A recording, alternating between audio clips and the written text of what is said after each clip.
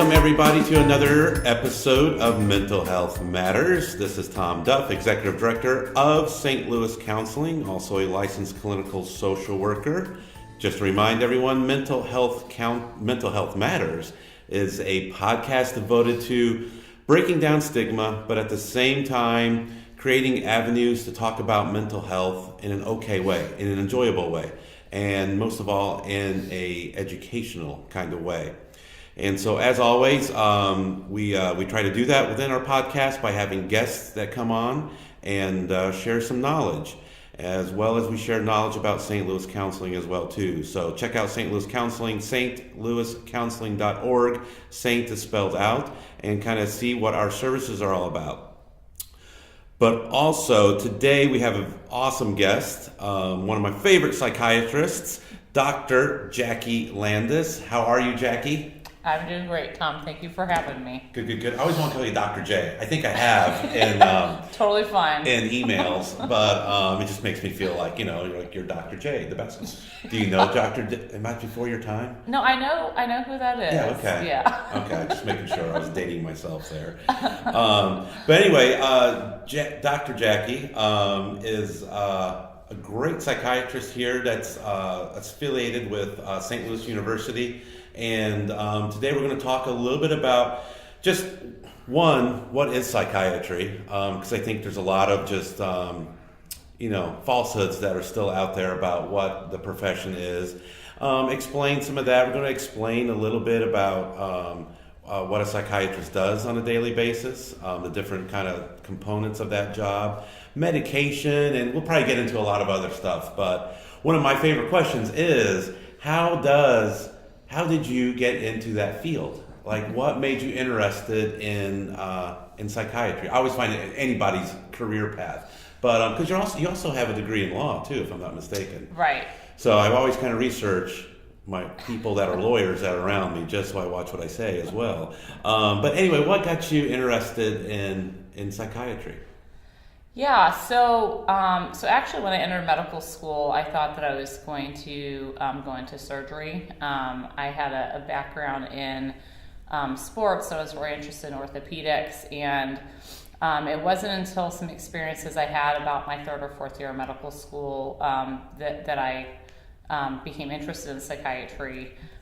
Some of those were working with teenage girls. I was in Nashville, Tennessee, and was working with them and their families through some crises and some stressors. They were all pregnant teenage girls that I was working with. I kind of say it was kind of like Teen Mom, then TV show before the actual Teen Mom. So you were doing Teen Mom before Teen Mom was popular, right? Right, awesome. Right. And that really got me thinking about psychiatry as a profession, and kind of the bigger picture, like beyond that. And one reason why I went then to pursue my law degree was some of the public policy issues that are related to the problems that folks tend to face, particularly individuals who are of a lower socioeconomic status and more and facing beyond just mental health problems related to stable housing, food access. I mean, just basics. I like to always say, Maslow's hierarchy, you got to start at the bottom and think about what does this person need fundamentally before you can even address higher order issues. Yeah, so it's not just when somebody comes and, for a session with you, you're recognizing all the other aspects that go into their life and all the other roles that they might be trying to fulfill that they can't because of all those issues. So yeah, an interesting path in how you kind of got to where you are today. And so different populations you've worked with over the years. So you mentioned teen moms, criminal justice system as well, right? Right, yep. And so I'm a board certified forensic psychiatrist, which means different things, but clinically I do have an interest and have treated a lot of people who are currently or in the past involved with the criminal justice system. So I worked at a women's prison in the past. I've worked in different jails in both Colorado and here. and then working with people who are on probation or parole also. Wow. So I'm sure you've got plenty of stories from over the years that are etched in your memory, probably, right? Yeah, you see a variety of things. And, I think the biggest thing in terms of working with people who are in the correctional system is, to me, a person is a person. It doesn't really matter to me if you're in jail or an outpatient clinic or somewhere else. I'm still, thinking and approaching and talking with you like I would anybody else. Mm-hmm. Mm-hmm. So psychiatry, right? We know there's stereotypes towards just mental health in general, but also towards psychiatrists and what they do. So maybe tell the people that are listening out there, your typical psychiatrist that's working outpatient in an office, like what would they be doing with a person? Sure. So psychiatrists, just to make sure, because sometimes I think it's confusing about what a psychiatrist does and a psychologist and like the type of training they have. So a psychiatrist goes through medical school. So they have a medical degree of some sort or a DO. And what that means is that they get training not just in therapy and things of that nature, but also how to prescribe medication. They're allowed to do that with appropriate license, and they get training in other medical fields such as emergency medicine, internal medicine, neurology, things like that. A typical outpatient psychiatrist, it depends. These days, most probably spend the majority of their time focusing on what we call medication management. So those tend to be shorter visits, 15 on the low end, maybe less, to 30 minutes for follow-ups, and don't spend as much time engaged in the therapy piece. That being said, there are psychiatrists who do primarily or a lot of therapy as part of their practice as well as medication management. So you just would have to figure that piece out. So they could do, those type of psychiatrists could do the kind of that one-stop shop where, hey, I can also prescribe medication, but we'll also dive into that counseling side. And so for us, as like myself, a licensed clinical social worker, I can't prescribe meds. But then, the goal is then to make sure that referral is there with the psychiatrist that can support that. Because I know from my side, I always like a person, if they're taking psychotropic medications, that they're also getting that counseling side as well too. Is that something that you see as helpful and supportive in treating issues as well, that they are in counseling? Oh, absolutely. And a lot of, and there are times when someone might come to me looking for medication, and I recommend counseling first without even going to the meds. I mean, I think that there's a lot of good evidence out there that depending on the severity of the problem you're dealing with and how much it's, affecting your functioning, because that's really what we look at, right? I mean, symptoms, just telling me that you have anxiety, right, the next thing I'm going to be asking about is like, well, how does it affect your life, right? Because that's the most important thing, because we all have anxiety, right, here and there, depending on the situation, right, or stress. And if it's a mild or even moderate level of a problem with functioning, let's take the anxiety example and run with it. That might be a person that I would refer first to therapy, just simple talk therapy, or something we call CBT, which is cognitive behavioral therapy. If it's severe, then we would definitely look at medications in combination with therapy. Excellent. So one of the things, of course, when you look at how psychiatry can get the bad rap, there's a lot of people out there afraid, like, okay, one, psychiatrists are going to push meds, and you just said a little bit ago, hey, sometimes I'm saying go do therapy first before we do medication. And then the other side is, I don't want to be just doped up on meds and not be able to enjoy life. And we've heard some of that in counseling. So with that being said, with medication, right? So everyone experiences medication differently. Side effects for one person may be different for another type of thing. And the reality is, if we don't stick with it or try it out for a while. So is there advice you would give to somebody that is just starting a medication, right, and a prescription, of course, that they should stick with it for 1 week, 2 weeks, maybe a month or two even? There's a difference in range depending on medication. Oh, well, yeah, I mean, I think, in terms of that, certainly working individually with your physician or psychiatrist about, I always tell someone if they have any problems that come up to contact their physician right away, because stopping certain medications cold, could lead to withdrawal depending on what you're taking. Not to mention, if you stop them and it's weeks before you get back on something, it could lead to a relapse in your symptoms. I think you were asking about how long it takes for some medications to work potentially. Yeah. So antidepressants, I think, are the most common medication. One of the most common medications that are prescribed, and the way that a lot of them work is that you don't tend to see an effect, a response even, meaning some reduction of symptoms, not being quote unquote cured, but a response for multiple weeks. Sometimes, and these are a lot of what I'm referring to are called SSRIs. So you may not see a response for 3, 4, or 5 weeks after starting them. So that can be very frustrating for somebody who's looking for, immediate or quick relief. But I do encourage people, as long as they're not having side effects that are super impairing, to at least give it that shot. At least wait, 4 or 5 weeks, whatever you work out with your physician to try it out.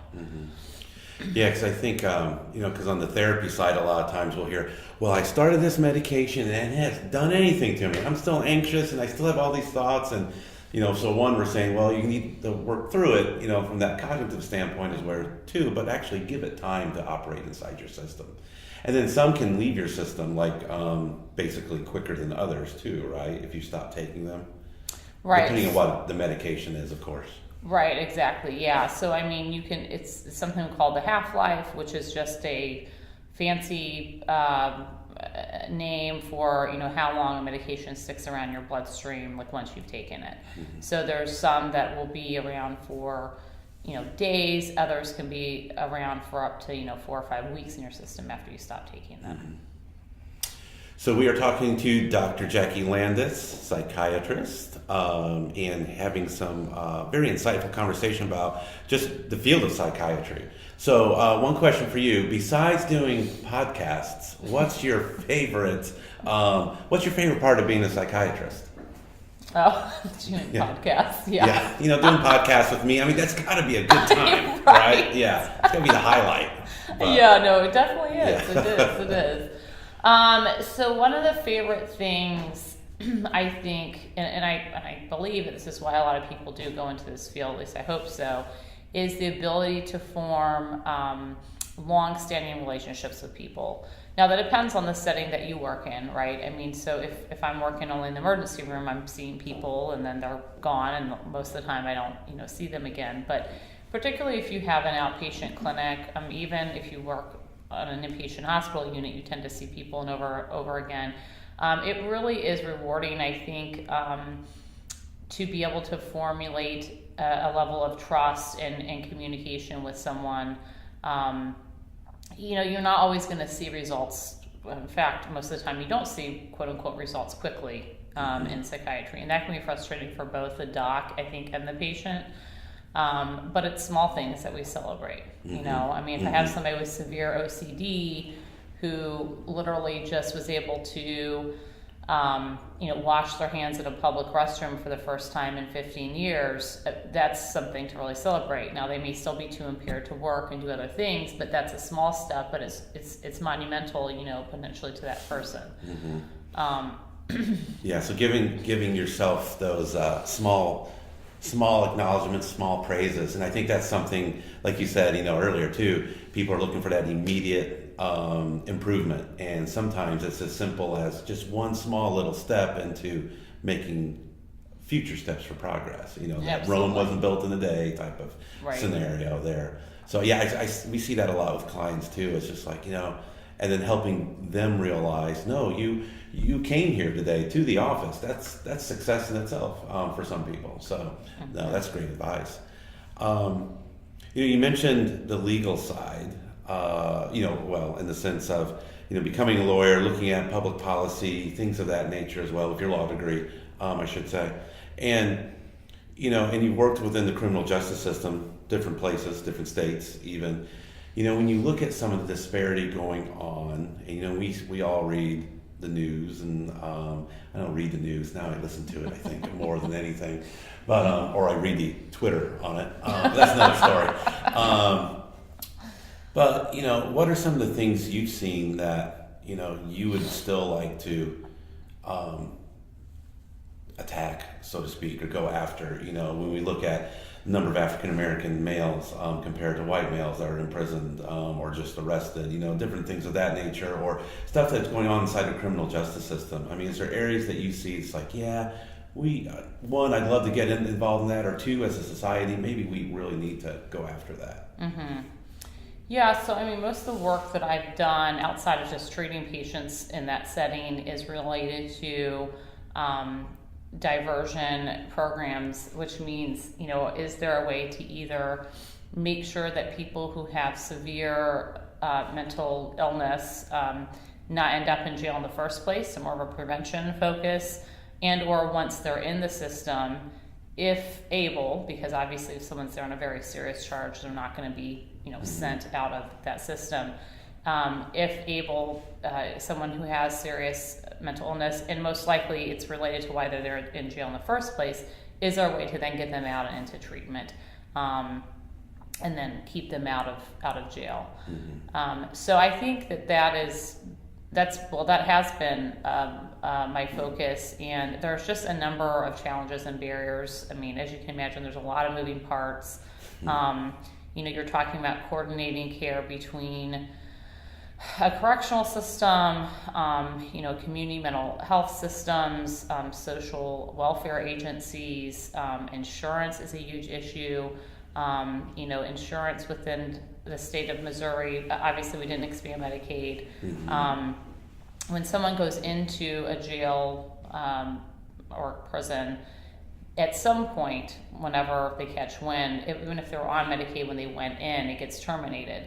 Now that presents even more barriers, right? So coming out of jail, you're going to look at maybe 3, 4, 5, 6 months just to get back on your insurance, which means there's a significant period of time where you may not have access to medication, treatment, housing, a number of things. So you get arrested, you're on Medicaid, right? You get arrested, you lose it, then somehow you work your way out, hopefully, of that circumstance. And then, as we all know, it takes a long time and lots of paperwork. So then all of a sudden they need their medication, right? They need services, things of that nature, so they could go 3, 4, wow. Right, so I could see them in jail and start somebody on medication and get them stabilized. But then when they walk out that door, they're going to have this period of time. I and other physicians I work with, we do all that we can to try to somehow fill that gap, but it's extremely challenging. Mm-hmm. Not to mention they've lost, when you're incarcerated for, could be even a few weeks, you can probably lose your job if you had one, lose your housing, lose your other supports. So it's hard. Yeah, and I know here in St. Louis with, we have a new county prosecutor, and one of his, focuses he talked about was like, hey, prevention programs, and figuring out. Well, I actually think too, St. Louis City just had a press conference this morning talking about, we need to figure out the underlying causes of why people are committing crime, and try to prevent that. Then figure out from there, what are the worst cases we need to prosecute in that sense.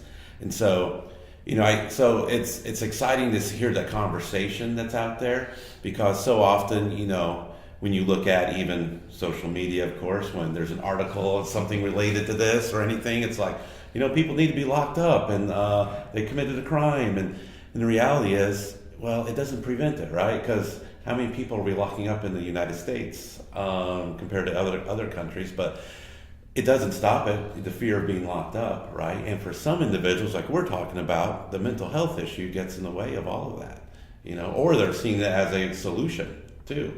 Maybe I can get some help if I'm locked up. Unfortunately, I've been part of cases where I've heard the judicial system talking about, well, maybe if they are locked up, they can actually get some assistance because there's nothing else available, and that's scary too. I think also you had mentioned Well, let's just switch gears again. First of all, we are interviewing Dr. Jackie Landess, just to make sure everyone, if you just tuned in, or I guess not tuned in, because we're on the podcast and it's not the radio dial, but if you fast forwarded all the way to this segment, this is Dr. Jackie Landess, psychiatrist, and we're talking about the criminal justice system, mental health, psychiatry, so lots of different areas we're talking about. But we talked about one of your things that it's exciting to be a psychiatrist. Like, what's the most challenging part? Is it some of the stuff we've talked about, or is there something else just about being a psychiatrist in general? Yeah, I think, there's a couple things. One, and this is a challenge I think faced by really anybody practicing medicine today, but the constraints placed by insurance and other kind of third parties, right, on the type of care they allow you, to an extent, allow you to provide. For instance, I hear a lot of patients who, rightfully so, have issues with going in for a 15-minute checkup, right? How much can you really convey? You haven't seen somebody in 3 months in 15 minutes. And the docs have problems with this too.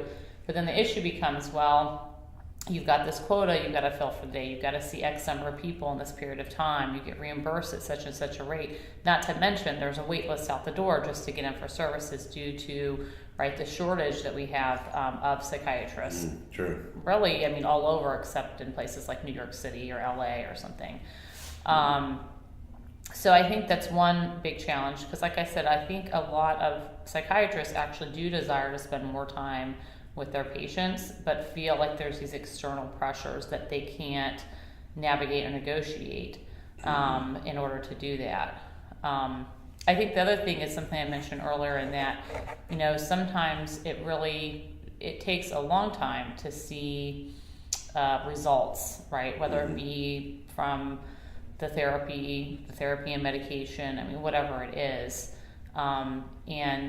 But that's why it's also important to be realistic, I think, about what, say, a medication will do. It's not going to fix your life, so to speak. It's not going to, as you pointed out, will not change how you think about things. It may take the edge off. It may allow someone who's so symptomatic or anxious or whatever it may be, may allow them to reduce those symptoms enough to where they can engage in therapy. Because sometimes I find people are so tense or high strung or whatever it is, they can't even talk about the issues. So a lot of times I say, look, the medication for things like anxiety and depression, that's there to get you to the point where you can really engage in therapy. And that's very simplistic. Some people have severe depression where medication, they have to have medication throughout their life. But and for things like schizophrenia, which is a much more severe illness, that's something where it's most of the time a non-negotiable. Without that medication, that person can't really function over time. So I'd say those were probably two of the main things that come to mind in terms of most difficult. Yeah, and how you mentioned, psychiatrists want to spend more time with their clients as well. So you don't get into the business, right? To say I just want to see people for 15 minutes and superficially hear about how your life is and, try to figure it out. No one does that, right? But it's, there's reasons to it. And like you said, with all the parameters and stipulations, funding sources put on. And it is, it's such a shortage. It's amazing the wait lists across the region, especially when we get into child and adolescent psychiatry. For us, we're telling people it's months before we can work somebody in to one of our schedules of our psychiatrists. So when I used to work in a different state, working with adolescents and kids, there'd be a kid who would have a psychiatric issue that would need hospitalization, and it would take always so long to find a bed for them to go to, and there was only so many beds, across really the state. Sometimes if I was working in Southern Illinois, we'd find a bed at a Chicago hospital and we'd have to send the kid there. Do you still see that as an issue as well too, with adults as well as kids, finding placement for individuals to be hospitalized? Yes, and I'm not as familiar in this state with how it is with child psych, although I have a number of friends who practice in that area, and they say that it is equally as challenging as what you're describing. On the adult side, we've had situations where people have to wait days on end to get an inpatient bed. And I think, and this goes the same for when you have someone who's really mentally ill who ends up in jail. The questions I ask myself are, what were the things that happened 1, 2, 3, 4, 5 steps downstream of this event to get this person here? And was there any point in which we could intervene? Sometimes the answer is no, right? Some people, I think, due to the nature of their illness, they're going to have, it's like with addiction, you're going to have a relapse, and you're going to require a higher level of care at some point. But a lot of the times when you really analyze it, you realize that the system and other people have failed this person long before they ever landed in that ER or in the jail. Mm-hmm. And there are other prevention points, I think, in which we could have intervened. So kind of having that retrospective view on, okay, if we would have stopped this at stage 1, stage 2, and that's the learning point. Mm-hmm. And a lot of times that's the great thing for, if you're working with a family of an individual, to be able to say, hey, next time let's try it this way, and that's where that family support system can come into play too, it sounds like. I also wonder sometimes too, so for people that may be listening that don't understand what it takes to hospitalize. So a lot of times I think, and even talking to police officers as well too, when they're dealing with people out on the streets and there's definitely something psychiatrically wrong, you just can't lock somebody in the hospital, right?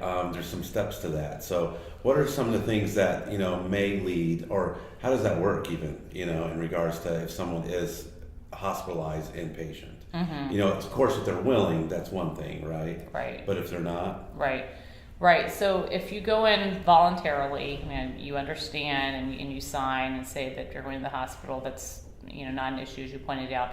If you're talking about someone who does not want to come in the hospital, that then gets into what we call involuntary detention or commitment. What you basically have to show as a psychiatrist to commit or detain someone involuntarily is, in most states are similar in how they word this, but it's acute danger to self or others, mm-hmm. basically. And that can encompass what we call grave disability, meaning somebody who is so sick that they can't care for their basic needs. They're not showering, they're not eating, they're unable to maintain themselves out in the community. Mm-hmm. And so those, and kind of what that means by imminent or immediate dangerousness sometimes is the question. Mm-hmm. So that's usually a decision-making process in the ER that someone has to go through. Yeah, so then you guys are hearing from the people involved in the case or the individual's life, and you can formulate that plan and then for there make the best decision possible for the individual. Right, and in Missouri, the first step is what's called a 96-hour hold that someone, a physician, can place and detain a patient, and then from there, there's other steps, including a hearing before a judge that would occur if we keep somebody longer than that period. Mm-hmm. Awesome. So, Dr. Jackie, tell us one more thing. What is your middle name? No, I'm kidding. Yes, it's keeping you on your toes. If somebody is, so as we talked about, there's a shortage, right, of psychiatry just in general. Unless you, like you said, New York and Los Angeles, and how fascinating Los Angeles to be a psychiatrist there. That could be interesting, right? That'd be really interesting. But if somebody's interested in the field, what should they, let's say you're in high school right now or you are in college and you're thinking about it. What would be some first steps, and then what would that process look like? Sure. Yeah, so as I mentioned, it's going through medical school, osteopathic or allopathic school, and usually if someone's in high school or college, some folks would be just what we call pre-med, right, and get all their science courses under their belt, that kind of thing. It's a lot of tests. Good to know. So starting with the MCAT, and then kind of throughout your time in medical school, you take multiple other certification or licensing type exams. But really, I think beyond just kind of the academic piece, it's finding mentors and individuals in the community, probably, right, that you could connect with and shadow and talk to and really try to get a better understanding of what they do. Because I'll say psychiatry is cool in that there are so many subspecialties. You have people who specialize in addictions, you have forensics, you have geriatric psychiatry, you have child and adolescent, you have neuropsychiatrists. So there's really a lot of diversity, and you can see someone, observe them practicing an inpatient, outpatient, a partial program. I mean, it's cool. It's all over the board, right? So you can do a lot of different things, not to mention the teaching and research piece. So I would say that would be my recommendation to someone who is interested. Wow, exciting. And it's a great field, and you're making a lot of impact in people's lives. And so, yeah, and we know we need more of you guys. So, Definitely. Dr. Jackie, thank you so much for joining us today. And this has been another episode of Mental Health Matters with Dr. Jackie Landess. And I think today we've learned a lot. Hopefully we've dispelled some of the myths about psychiatry, as well as just explain what it is. And as always, if you have questions or comments, you can find me on the website, stlouiscounseling.org. And if you have questions for Dr. Jackie Landess, find me, and then I'll try to find those questions for you. But once again, thank you for listening to us, and tune in next week as well. We'll see you soon. This has been Mental Health Matters with Tom Duff of St. Louis Counseling Services. Check out stlouiscounseling.org for more information.